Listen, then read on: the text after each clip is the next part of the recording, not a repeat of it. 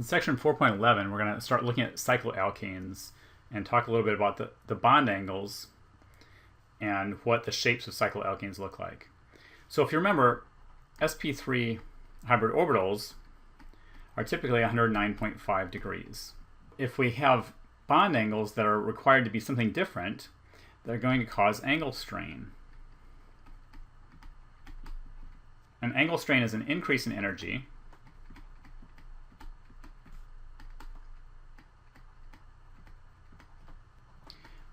when tetrahedral bonds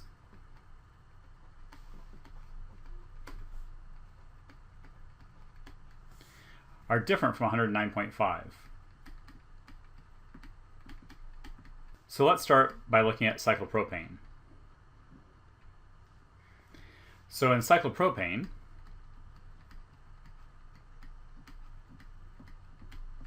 we have what's basically an equilateral triangle.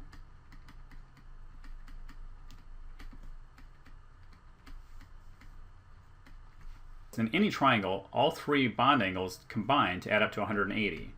So you have 180 degrees inside a triangle. So if you divide that by 3, what you get are bonds that are each 60 degrees. So there's really large strain in cyclopropanes.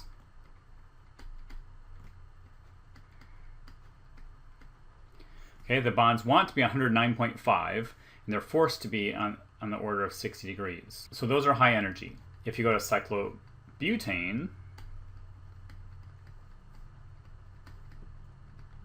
so now this is a square, so every angle in here is 90 degrees. And again, there's a lot of strain here because we've gone from 109.5, which they want to be, to 90 degrees. There's 19.5 degrees difference between what the hybrids want to be and what's possible in cyclobutane.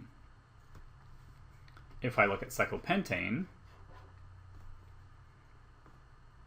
all of the bond angles here are 108 degrees, and there's very little angle strain.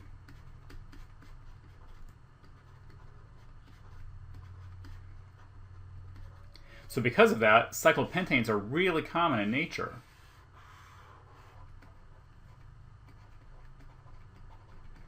Because there's almost no angle strain. So then let's look at cyclohexane. In cyclohexane, all of the bond angles are 120 degrees. So you would probably guess that there's kind of quite a bit of angle strain here. And what you'll find out is that they're even more common in nature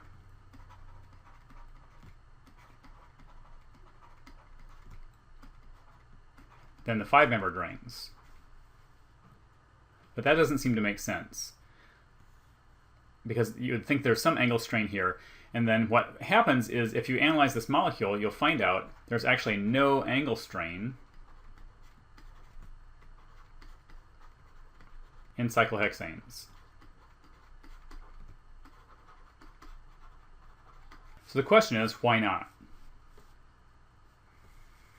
Well, there's an assumption that we're making in drawing all of these, and the assumption that we're making is that they all have to be flat. And that's not true. The rings don't have to stay flat. And because they don't have to be flat, cyclohexanes can bend out of the plane in ways that get rid of all of the angle strain. Now you can't do that in a cyclopropane because the 3 points in the cyclopropane define the plane. But in cyclohexanes you can do that. In cyclopentanes you don't really need to because there already is no angle strain.